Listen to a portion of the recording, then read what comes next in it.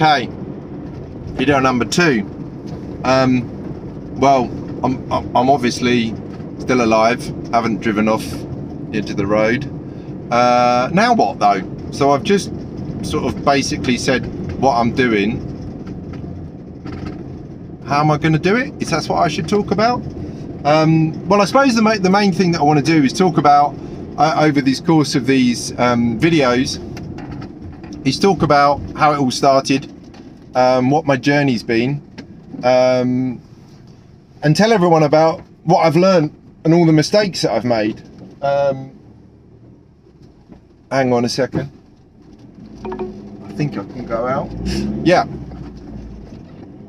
I mean, that's definitely, there's a few parts of this. I want people to be able to learn from the mistakes I've made, but also very importantly, I want people to, I want to show people what's happening in real time. I'm not a millionaire. I mean, clearly, I mean, I could be, I suppose, but I'm not. Far from it. I'm probably in quite a challenging and opportunistic financial position. In other words, I haven't got a lot of money.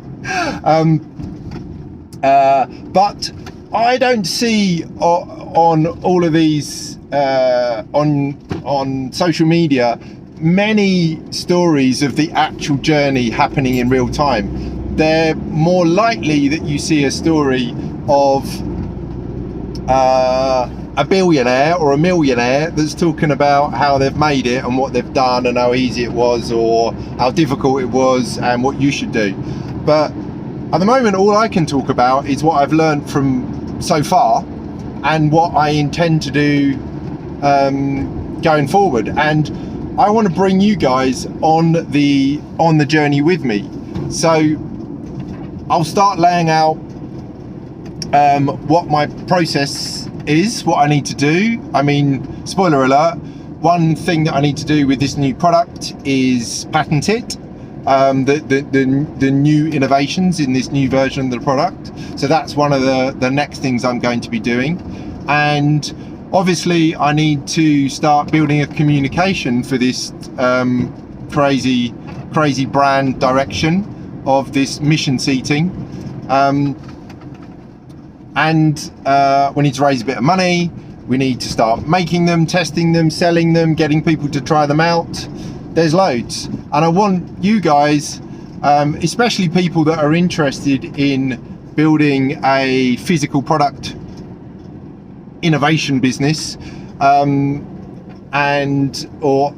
could call it a hardware business, but I'm not making anything electronic. It's mechanical products. There's a bit of hydraulics in there as well, but there's not, I don't see too much information on all the socials about physical product businesses. There's a load of stuff on software, but we still need stuff in the real world, even though software is incredibly scalable.